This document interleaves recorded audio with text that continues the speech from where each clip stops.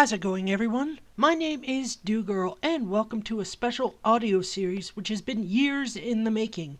My friend and I, who I'll call F, but from here on out will be known as Besh, started this series back in 2014 with hopes of rewriting the Harry Potter series with our characters and their storylines mixed in. Sadly, the series has come to a premature end, but with F's blessing, I've been allowed to bring this series to you guys. I will be providing enhancements such as music, voice acting, and maybe sound effects. But each episode will be one part of the book. But as we get into later books, the parts may become shorter or longer depending on my friend and I's post. So, without further ado, let's do it to it. Book 1. Into the Light. Part 1. A Meeting. Well, where is she, Begginstroth? The rough, growling voice boomed through the manor as several slaves sat up. Takama started to say something, but was interrupted as the rough voice barked his question again. The voices were unintelligible to the slaves, who only spoke their native language of Kisun. What's going on? A small cub, about 5, mumbled, rubbing his eyes. Tiffany shook her head, her dull, hopeless eyes staring at the door. What's happening? What's going on? Several of the slaves screamed as the door slammed open. A large man walked down 3 of the steps, crushing them into a ramp. Well, Begginstroth, which one is she? The man boomed. Takama pointed to Tiffany. The man dropped to one knee, then bent low to look at Tiffany. Just like your... he said, smiling.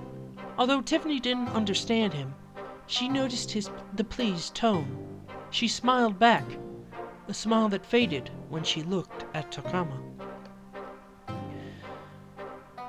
My prized slave is not for sale. Immediately, Tiffany knew Takama had said the wrong thing. The man gripped him around his throat. Takama's feet left the ground. Not for sale? What is this girl to you, Begginstroth? A ruddy slave? The man boomed. Tiffany whimpered and backed away. The man looked to her, dropping Takama. Dumbledore wants her to go to Hogwarts, said the man, striding over to Tiffany. And no slaver's gonna stop her, he said, holding out his hand. Shaking, Tiffany took it, then walked out of the cell with the man. Besh sat shivering outside Begginstroth Manor, wishing Hagrid were still out here. He had told him to stay out here, where Besh wouldn't be seen and maybe apprehended somehow by Takama or one of his lackeys. Besh thought he could handle Takama, but Hagrid had quickly told him otherwise. Hagrid's tale is what had Besh shivering as his amber eyes, yellow around the outer edges of the irises, flashed left and right, hoping Hagrid would hurry up. He said it wouldn't take long to get this Tiffany person, Besh thought as he continued waiting. Truth be told, he had been quite surprised when this gigantic man showed up at his family's den claiming that Besh had what it took to be a wizard. But I'm not, Besh had said, shaking in fear of this man whose girth defied all imagination. Despite being a shapeshifter who was in a family that had affinity for cat forms, Besh was rather timid when meeting new people. Hagrid had quickly become a good friend of his, and since Besh didn't want to return to his family's den after seeing the magical world, Hagrid had agreed to take Besh with him to pick up another unusual student. Besh had asked many questions, but Hagrid hadn't answered any of them. He just led him here, to Mavlo Valley, or he said that's where they were. Besh's eyes flicked towards the manor once more as two shapes came out of it. One was huge, and Besh took that to be Hagrid. But the other person, or creature, Besh wasn't quite sure. Thanking whatever gods his family worshipped that he had such wonderful vision, even at night, Besh narrowed his eyes to try and find out what the other person was. He saw white fur and silver hair, although it was really hard to discern where the fur ended and the hair began. "Hagrid?" Besh called out, walking towards them. "Who's that?" "This here's Tiffany, Besh." Hagrid replied gruffly. "She's the other student I was telling you about." Besh nodded in understanding and saw Tiffany to be some kind of animal, so he naturally fell back on the universal language all animals shared and said, "Hello there." "Hello there. I'm Besh. It's nice to meet you." Tiffany looked at the one called Besh, her dull eyes roving over every part of her. Tiffany was surprised that she understood Besh's language. "I'm Sparky. At least, that's what my friends at the slave camp call me. Dad, my owner, calls me Tristina. I have so many questions, Miss Besh." "Besh, could you kindly translate what she's saying?" asked Hagrid, smiling down at the two. Tiffany looked up at Hagrid. She had forgotten he was there. "I'm sorry, Mr. Hagrid. My master never mentioned..." Hagrid shook his head. "Except for my name. I'm afraid I didn't catch a word of that." Hagrid looked at Besh. "Besh, could you kindly translate?" he asked. "Tell her all her questions will be answered, but we really need to get going," said Hagrid, eyeing the guards rushing towards them. "Sparky, you said? Or Tristina? I think I'll go with Sparky, if that's okay with you," he replied, smiling. "But I'm male," he added, laughing quietly. He then looked up at Hagrid and smiled when he said he couldn't understand a word of what Tiffany was saying. He nodded at Hagrid's request to translate and turned back to Tiffany, asking, "Can you understand what Hagrid says? He asked me to translate, and if you want, I can translate for the both of you. If not, then just talk to me, and I'll tell him what you said." Deciding to follow Hagrid's request, Besh continued, "He said that all of your questions will be answered, but we really need to go, so come on," he finished, holding a hand out. "I'm afraid I don't remember what language Hagrid is speaking, but I remember enough to understand it," said Tiffany, taking Hagrid and Besh's hands. When they arrived at the leaky cauldron, Tiffany hid behind Hagrid as Tom the barkeep gasped, "Bless my soul, it's Tristina Wegenstroth." "Hagrid, how do all these people know me? Do they think I'm as evil as my father?" Tiffany asked, looking around at all the pointing and whispering people. "Not quite, Tristina. It's a bit of a long story, and I want to get your shopping done first," he explained after Besh had translated Tiffany's question. As they walked along, Hagrid explaining the various features of Diagon Alley, Tiffany kept her eyes on the ground. "Besh," Tiffany whispered, "I'm so frightened. Is this Hogwarts another slave camp? I've never been outside Wegenstroth Manor before. Are there people like my dad there? I mean, you and Hagrid are okay, Tiffany said, looking up at Hagrid. But some people here are looking at me funny. Like they want something, Tiffany said, nodding to a young blonde wizard and his father who were pointing and whispering. Tiffany gave a shiver as they walked on. Besh shook his head. No, Sparky. Hogwarts is a school for teaching magic to students who can do it. Spells, potions, flying a broomstick if you've got the talent. Things like that. It's the farthest thing from a slave camp. At least, that's what Hagrid tells me. I don't think he's lying. Also, according to Hagrid, the man who's headmaster, Albus Dumbledore or some such name, is the greatest wizard alive. I can't wait to meet him. And hey, don't be scared. You get to keep me around, Besh said, smiling. As for those people, I guess they're just curious. They can't have seen many... Hey, Sparky, I don't know how to ask you without seeming rude, but what species are you, exactly? I don't know if I've asked, and I don't remember if you told me. Tiffany listened as Besh explained Hogwarts. When he said Hagrid was trustworthy, she looked up at him. He seemed to be a kind soul. Something about his eyes made Tiffany feel safe.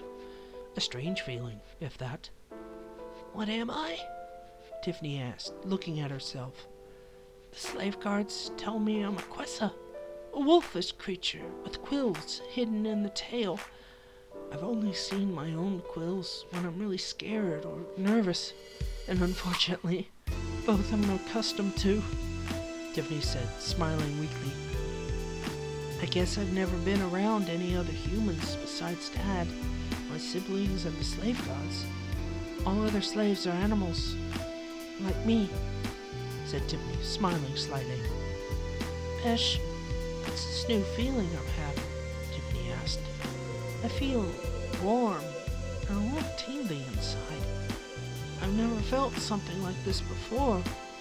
Not since I can remember, anyway, Tiffany said, looking at her chest. The feeling's coming from here, Tiffany said, pointing to her chest. Besh winced at Tiffany's comments. I'm sorry, Sparky. No one should be made to suffer like you have. It makes me want to hurt your father badly, he said, his eyes hardening and becoming scary. His eyes softened again shortly, however, and he resumed talking. A Quessa? I've heard of those. I've never met one. Well, before now. Anyways, it's a real pleasure, he continued, smiling. At Tiffany's description of the feeling she had, Besh smiled and said, that feeling could be a lot of things. Friendship, happiness, contentment, love, freedom, safety. There's a lot that can contribute to that. I'm glad you're getting that feeling, though. It's a lot better than fear and anxiety, that's for sure. He's finished, eyes hardening slightly again.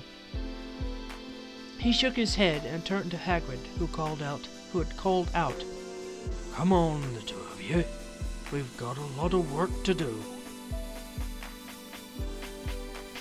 Besh took Tiffany's hand, and Hagrid led the two of them into Aelop's Owl Emporium and asked them, See anything you like?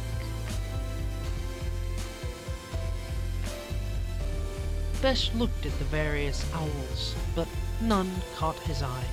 The shopkeeper saw him looking and said, I don't think you're an owl person. Besh shook his head, and the shopkeeper said, Well then, maybe you'd like a cat. Besh brightened quickly and nodded. The shopkeeper laughed and said, Well, I've only got one cat left. Apparently, they're far more popular than I thought they'd be. He walked behind the counter and came back with a cat that Besh absolutely loved. Its fur was long and shiny and silver, Besh said, with an awed look on his face. The shopkeeper smiled and nodded. A rare cat, this one. I found him wandering a back alley. He stood out like a moonbeam, obviously. Would you like him? Besh nodded empathetically, and Hagrid paid the shopkeeper for the cat. Turning to Tiffany, Besh said, "Sparky, what should I name him?" It was then that the shopkeeper noticed Tiffany and gasped. Besh crouched instinctively, handing his new cat to Tiffany. Apparently, the cat liked Tiffany very much, and as he started purring and rubbing his head on Tiffany's, Besh growled at the shopkeeper, who immediately backed off. "Calm down," he said quickly. "I was just shocked to see a Quessa, that's all. I didn't think there were any left in the outside world." Besh calmed down slightly and asked Tiffany, "Sparky, do you want an animal?"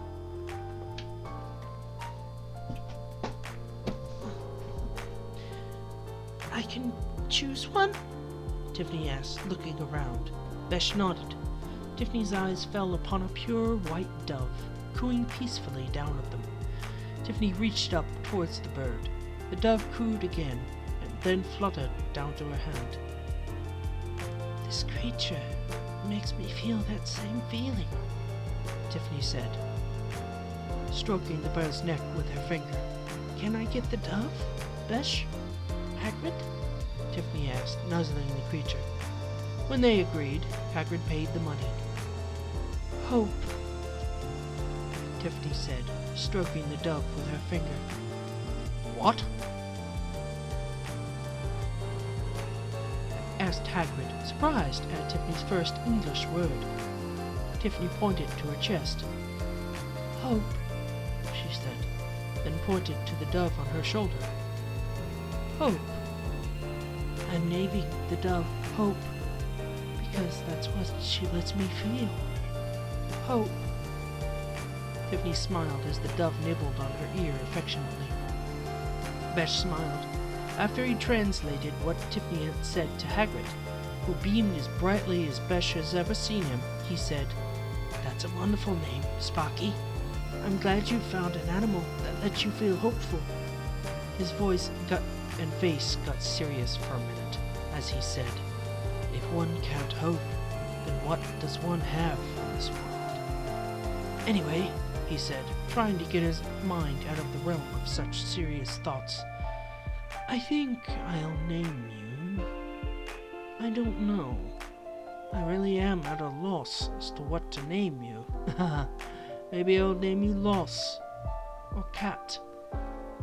The cat in question again started fussing and clawing as Besh said, Okay, not cat. Do you like Loss, then?" The cat calmed down and started purring, and Besh said, "Ironic though it may be, my cat's name is now Loss."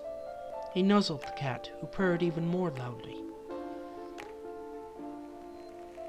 When Besh, Tiffany, and Hagrid walked out of the store, Hagrid slapped his forehead with enough force to level a small building. "I've forgotten to get you your wands," he said loudly, pulling the two young creatures into Ollivander's shop. As they walked in, Besh suddenly started sneezing uncontrollably. Before he knew it, he was doubled over, unable to stop sneezing, while feeling his heartbeat slow. His eyes widened before he found a rag being placed over his face.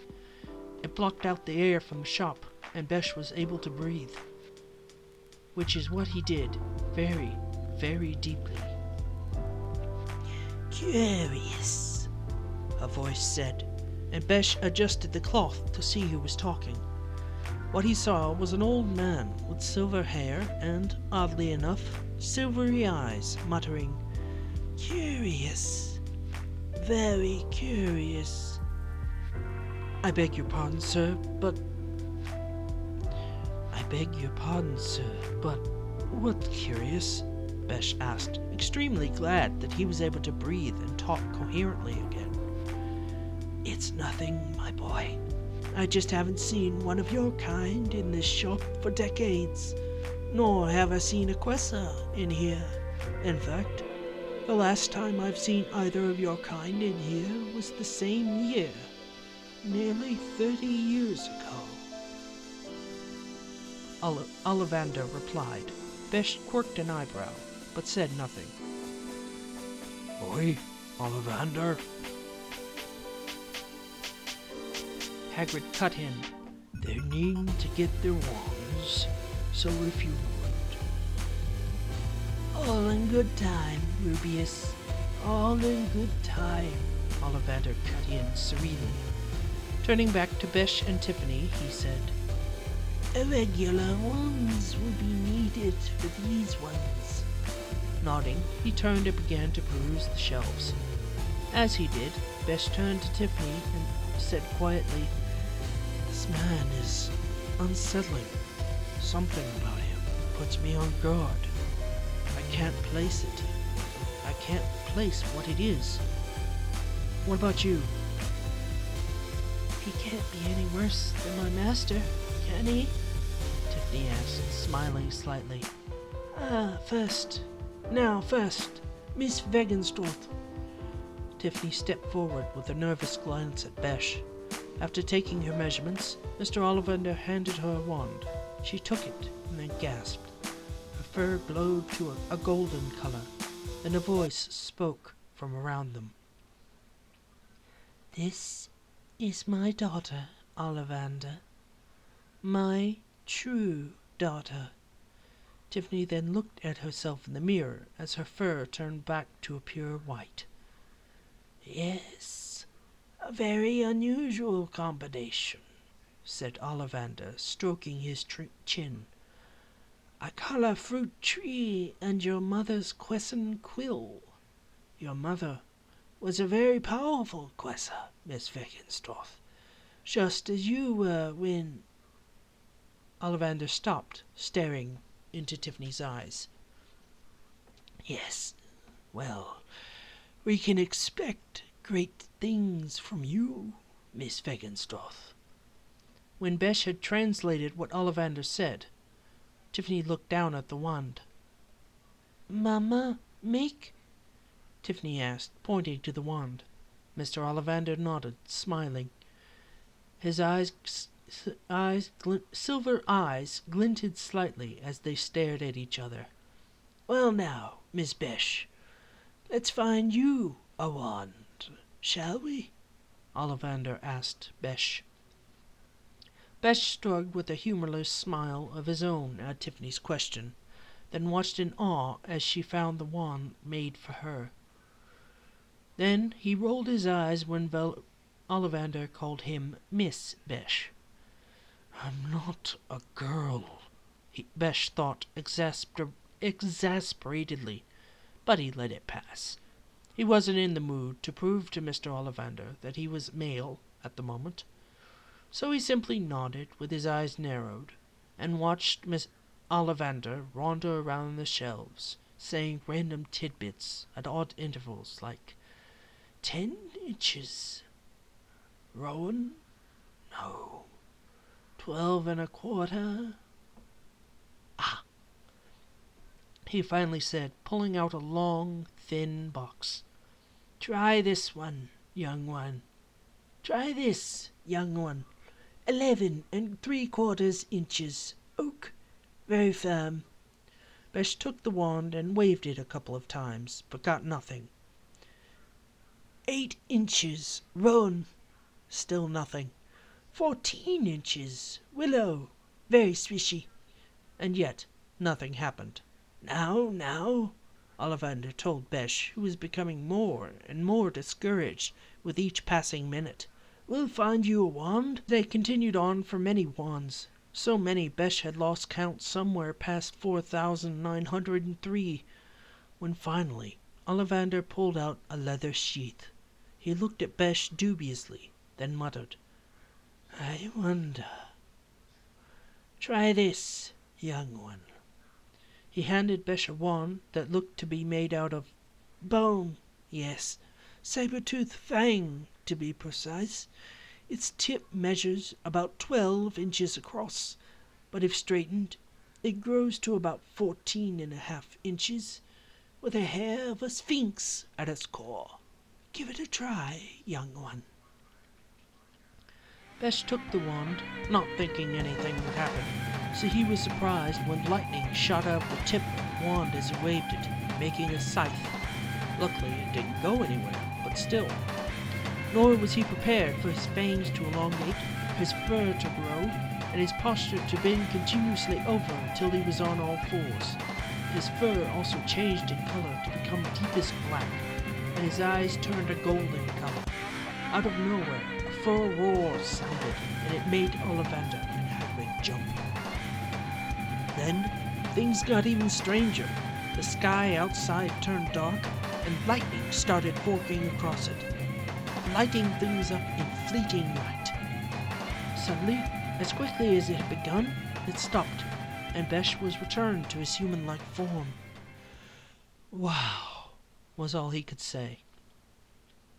Wow, indeed, Ollivander agreed with a nod, while Hagrid was currently running around the shop, yelling, "Oi! Thunder and lightning and showering out of the sky.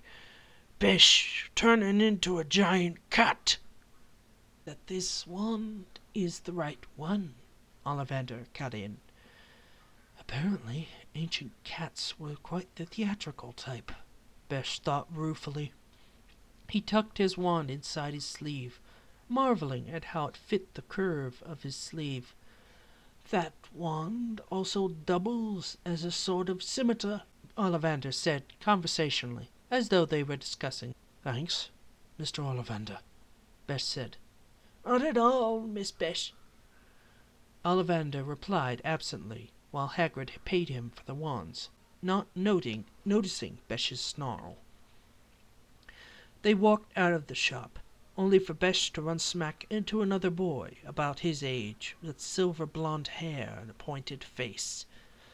"Watch where you're going, freak," the boy said hatefully, and Besh's eyebrows quirked. "It takes two to tango, babe," he said, smirking as the boy's face grew pink. The boy whipped out his wand and pointed it between Besh's eyes, and said, "Watch out, freak, or I might just—" "You'll do nothing here, young Malfoy," Hagrid thundered, making the boy in question jump about a foot in the air. "Clear on out of here, before I get your father." The boy huffed and walked away, but not before noticing Tiffany. His gasp was easily audible, and he ran off screaming, "Father! Father!" "Crud!" Hagrid said, before grabbing Besh and Tiffany under his arms and running with them out of Diagon Alley, through the leaky cauldron, and back in. "We've got to get you out, you two, out of here," he said, taking them to the station before setting them down. "Hagrid, who are the Malfoys?" Besh asked curiously. "Old you-know-who supporters, rotten to the core, the whole lot of 'em. They're probably helping Takama look for Tiffany," said Hagrid darkly.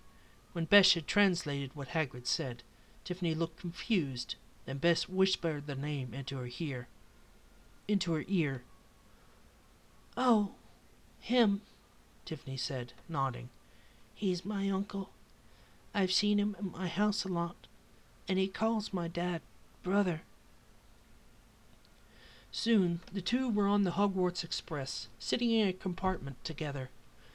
"I wonder if there'll be others like us at Hogwarts." Tiffany then appeared to remember something. "Say, Besh, I never asked you. Exactly what species are you? I've never seen someone like you at the slave camp," Tiffany asked curiously.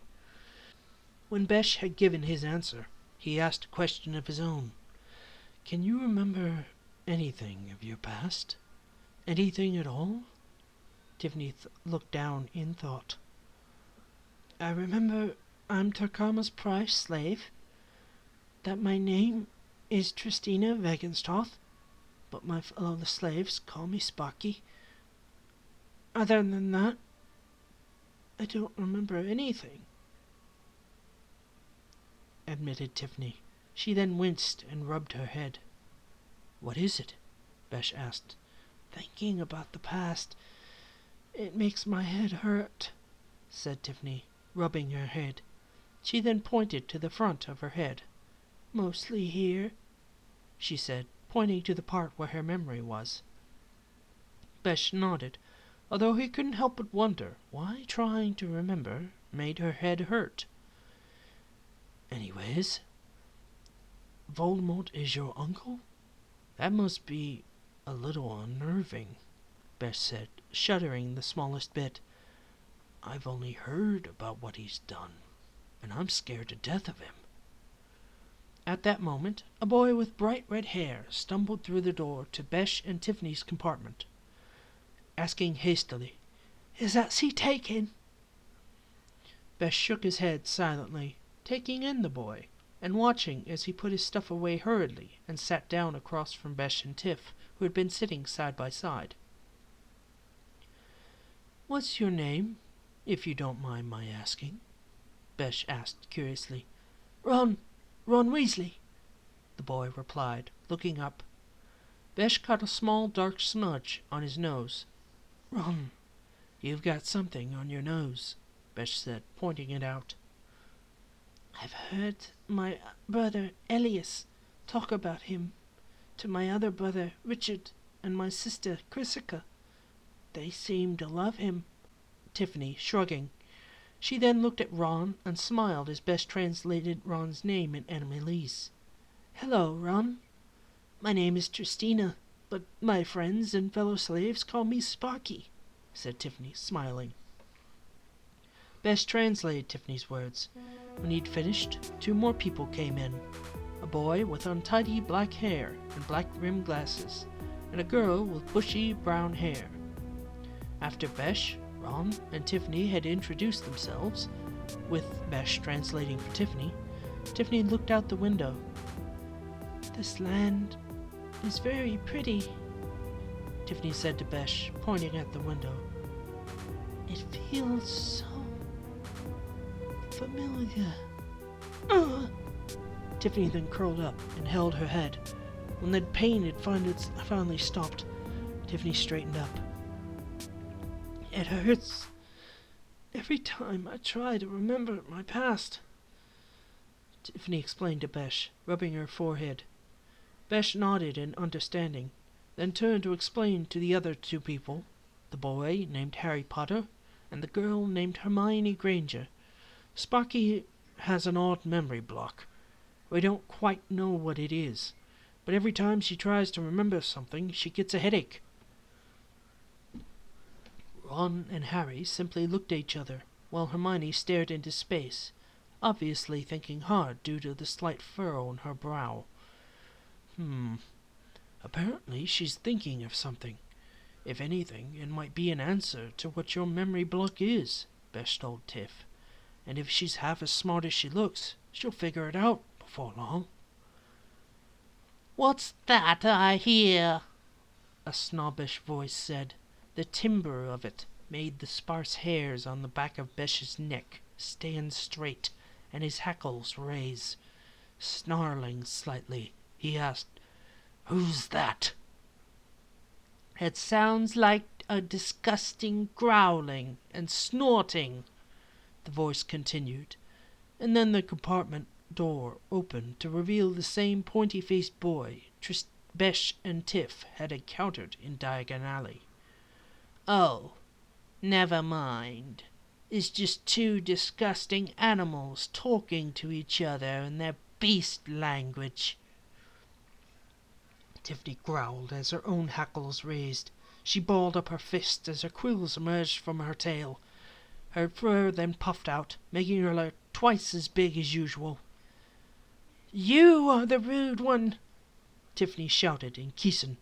"You are the beast here. Get out! You are not welcome," she growled, pointing at Malfoy. Her fists sparkled with white and silver sparks as she stood in front of him. Besh saw that Tiff was getting ready to discharge quite a bit of power on Malfoy. Apparently, Malfoy could see it too, as he quickly ran behind the two larger boys who'd entered the compartment with him. Besh moved in front of Tiff, some sort of compassion entering his thoughts for the silver-haired boy, even though he couldn't fathom where such compassion could have come from. Leave, Besh said, his ears falling back flat against his skull. He flicked his arm out, and his bone wand slid out of his sleeve into his hand like an overlarge claw. I won't ask you again. Unless you'd like to be on the receiving end of whatever this energy is that Sparky's got, or her quills, or a spell, you'll leave. Malphite just harumphed and stormed out of the compartment, the large boys following him wordlessly. Besh turned to Tiff then, the danger gone, and said, Sparky, calm down. Please. He's gone. Sheathe your quills and your... He trailed off, gesturing at her still glowing hands. Tiffany looked down at her hands. Sorry, I don't know why my hands do that, but that's where I got the name Sparky from, said Tiffany, calming down.